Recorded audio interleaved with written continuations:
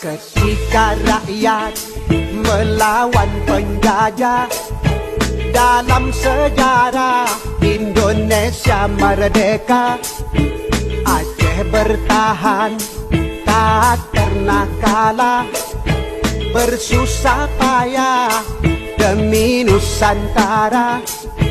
Soekarno-Hatta ke Aceh datang, mohon bantuan untuk bangun negara.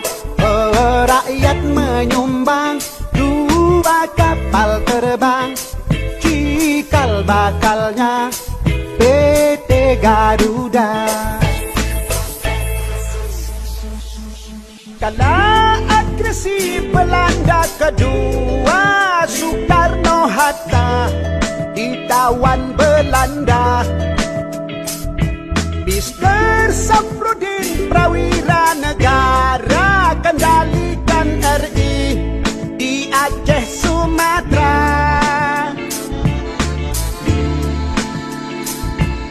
Zaman Soeharto pegang pimpinan, Aron berkembang ke mancanegara. Oh, seluruh provinsi dapat bagian hasil gas alam di Aceh Raya. Oh, janganlah Aceh Tuhan lupakan yang telah berjasa seumur masa. Oh, cinta yang ikhlas mari wakafkan, negeri yang aman, rakyat sejahtera. Oh, janganlah Aceh Tuhan lupakan yang telah berjasa seumur masa.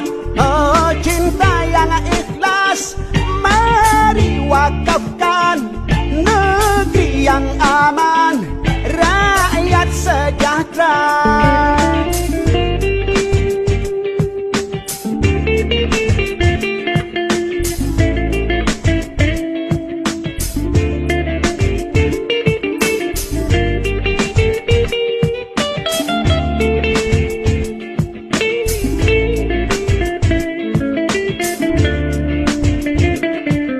Kala agresi Belanda kedua, Soekarno-Hatta ditawan Belanda.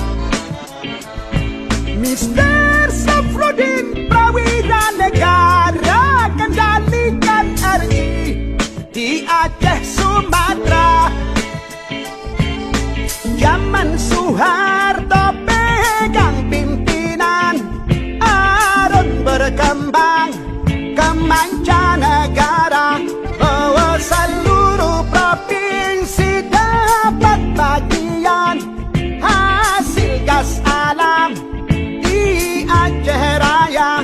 Oh, janganlah Aceh Tuhan lupakan yang telah berjasa seumur masa. Oh, cinta yang ikhlas mari wakafkan, negeri yang aman, rakyat sejahtera. Oh, janganlah Aceh Tuhan lupakan yang telah berjasa seumur masa. Oh, cinta yang ikhlas mari wakafkan, negeri yang aman, rakyat sejahtera. Oh, janganlah Aceh Tuhan lalaikan yang telah berjasa seumur masa.